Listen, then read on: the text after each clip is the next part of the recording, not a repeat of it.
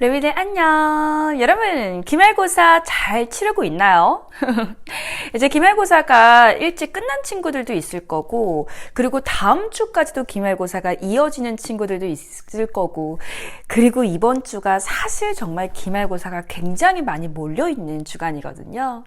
그래서 기말고사가 끝난 친구들은 너무너무 축하하고요. 기말고사 아직까지 열심히 공부하고 있는 친구들 조금만 더 힘내주시기를 바랍니다. 여러분 크리스마스 일주일밖에 안 남았어요.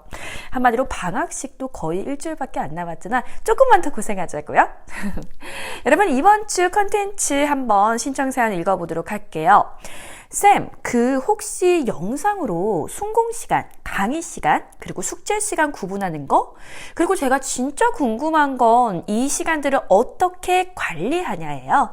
이거 한번 영상으로 올려주시면 좋을 것 같아요. 라고 하는 여러분 사연이었습니다.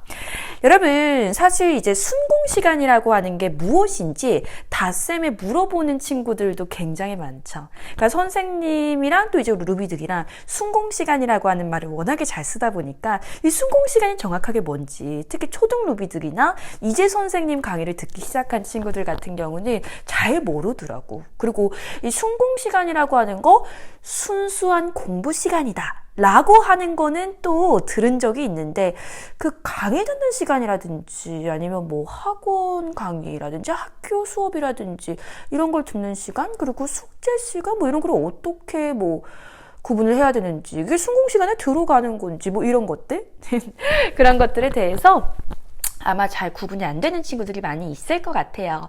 그래서 여러분 이번 컨텐츠 준비했고요. 이제 하나씩 좀 들어가 봅시다. 일단은 순공시간이라고 하는 거는 정말 말 그대로 순수한 공부 시간을 얘기해요. 그러니까 순수한 공부 시간이라고 하는 것은 내가 학교 수업 듣는 시간, 그거는 순수 공부 시간이 아니죠. 내가 직접 공부하는 게 아니라 솔직히 일방적으로 듣는 거잖아. 인강도 마찬가지입니다. 우리 엠베스트 지금 강의 다 듣고 있죠. 그런데 요 강의를 듣는 시간 같은 경우는 이것도 마찬가지로 선생님이 일방적으로 너희들한테 전달하는 시간이지, 너희들의 진짜 실력으로 체화하는 그 복습 시간이 아니잖아. 그렇기 때문에 학교 수업을 듣는 시간, 학원 수업을 듣는 시간, 그리고 인강을 듣는 시간까지는 모두 순공 시간에 포함되지 않습니다. 그렇다면 어떤 것들이 순공시간에 포함이 되냐? 여러분 이제 숙제하는 거는 그러면 순공시간에 포함이 되냐라고 이제 얘기를 하는데요. 숙제 시간까지는 순공시간이라고 얘기할 수 있습니다. 그러니까 순수하게 내가 공부하는 시간은 어떤 거냐면, 일방적인 것이 아니라 내가 수동적인 사람이 아니라 내가 능동적으로, 내가 적극적으로, 내가 진짜 내 뇌에 이 지식이 들어가는 과정일 때 그걸 순수 공부 시간이라고 얘기를 하는 거거든. 그러니까 이런 말 들어봤어? 전 과목 학원 다 다니면은 망한다 라고 하는 소리. 이게 무슨 얘기냐면, 아니 전 과목을 다 다니는데 왜 망하겠어? 그게 무슨 얘기냐? 아무리 정말 어떻게 얼마나 정말 좋은 명강사들이, 명선생님들이 좋은 강의, 좋은 수업을 한다고 할지라도 결국 내가 그것을 스스로 나의 실력으로 받아들이는 시간이 없으면 그것은 진정 본인의 실력이 아니기 때문에 공부에 대한 성적이 사실상 늘지 않는다는 거죠. 학원 선생님 또는 뭐 인강 선생님, 학교 선생님이 해줄 수 있는 거는 너희들이 공부를 조금 더 효율적으로 할 수 있도록 방향을 설정해주고 이해를 시켜주는 그게 역할인 거지, 너희들이 진짜 문제를 풀 수 있는 점수까지 그대로 간다는 솔직히 아니거든. 방향을 설정해주고 효율적인 방법을 알려줬으면 이제 진짜 공부는 너희들이 하는 거야. 그래서 학교나 아니면 학원이나 또는 우리 엠베스트 인강이나 숙제하는 시간 있잖아. 우리 엠베스트 인강 같은 경우도 특히 이제 선생님 수업 같은 경우는 문제풀이 할 때 절대 문제 안 풀고 문제풀이 해설 강의 오면 안 된다고 항상 쌤이 얘기하잖아.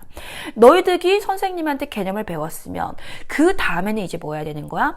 그것을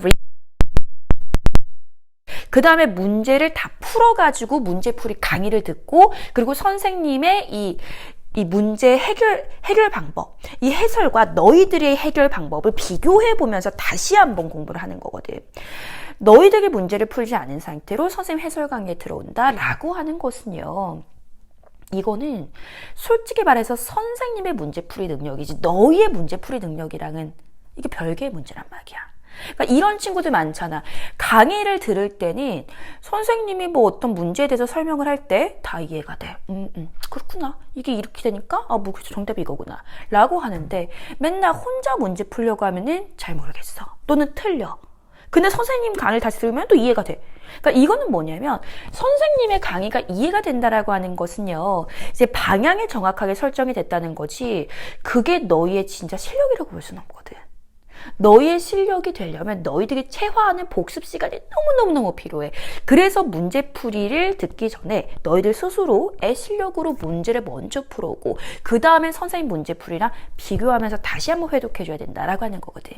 그러니까 인강 같은 경우도 이렇게 숙제가 있죠. 학원에서 당연히 숙제 내줄 거예요. 그것도 숙제해야 되고 학교에서도 숙제 내줄 거죠. 그것도 숙제해야 돼요. 근데 그 숙제 시간은 내가 직접 펜을 잡고 내가 스스로 하는 시간이기 때문에 그것은 순공 시간에 포함이 된다고 말씀을 드릴 수가 있겠습니다. 그러면 여러분 숙제 시간 외에는 순공 시간을 뭐 어떻게 활용을 해야 될까요? 뭐 무슨 공부를 해야 될까?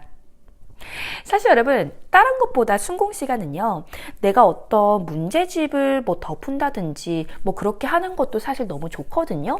그러니까 예를 들어서 수학 같은 경우는 어떤 개념에 대해서 배웠잖아.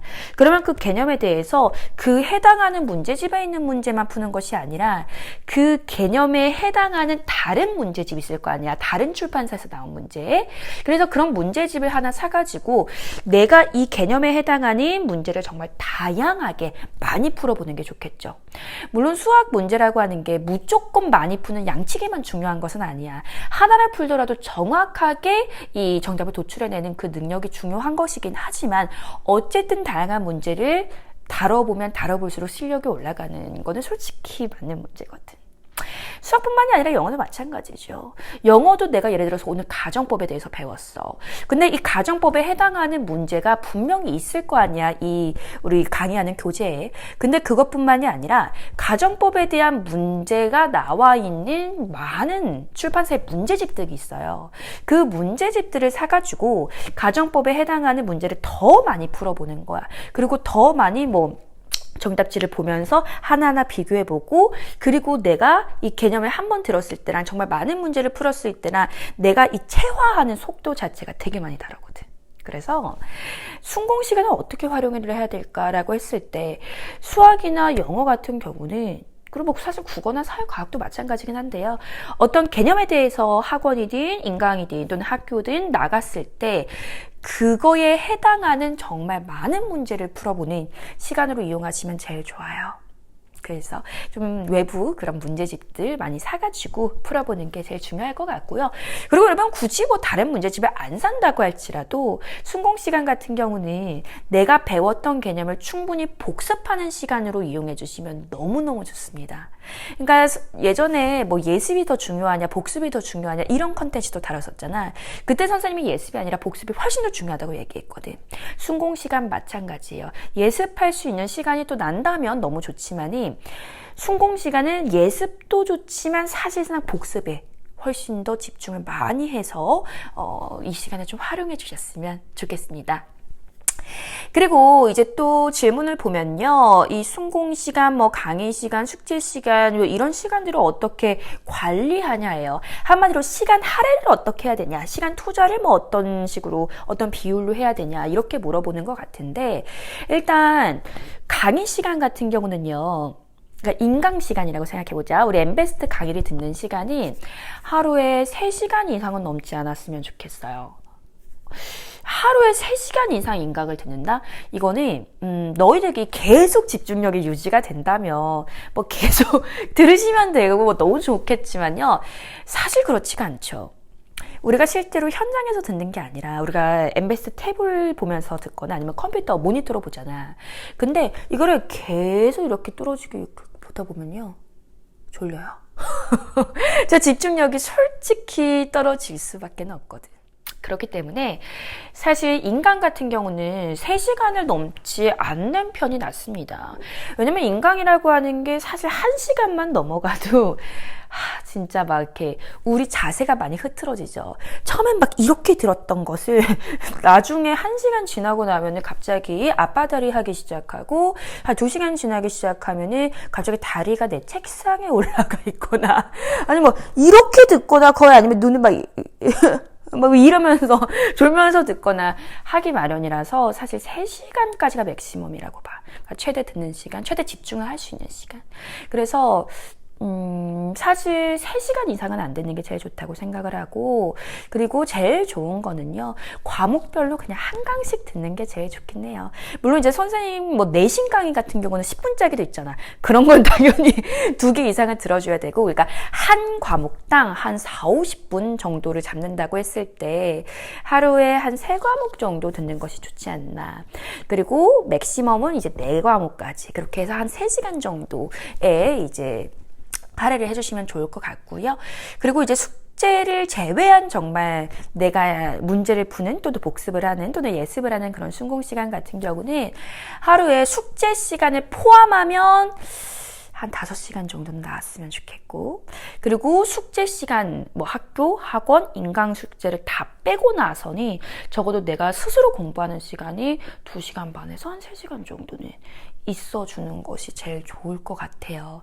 그 정도만 할애해줘도 진짜 충분히 잘하고 있거든. 왜냐면 대부분의 사실 중학생들이 그냥 학교 다니고 숙제하고 학원 다니고 숙제하고 인강 다니고가 아니라 인강 듣고 이 정도가 끝이야, 솔직히 얘기해서.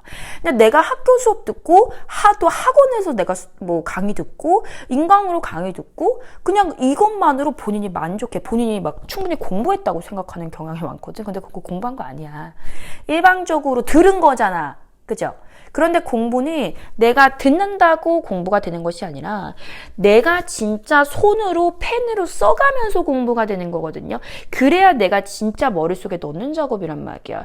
너희들 솔직히 학교 수업 아무리 들어봤자 이해를 했다 이거지 내가 암기를 한 건 아니잖아. 분명히 어떤 개념에 대해서는 어느 정도 내가 암기를 해줘야 될 부분들이 어떤 과목이든 있기 마련이거든. 근데 그 암기가 수업 들으면서 되는 건 아니잖아. 결국에는 암기하는 시간 따로 필요하죠. 특히 영어 같은 경우는 영어 단어를 최소 하루에 20, 30개 정도는 꾸준히 외워주시는 게 정말 너무너무 중요하거든요. 일주일 후에 내가 100개를 외웠을 때 정말 한 30개밖에 기억이 안 나고 70개는 내 머릿속에서 사라졌다고 하더라도 그래도 하루에 20, 30개씩 꾸준히 외워주는 것 너무너무너무 중요합니다.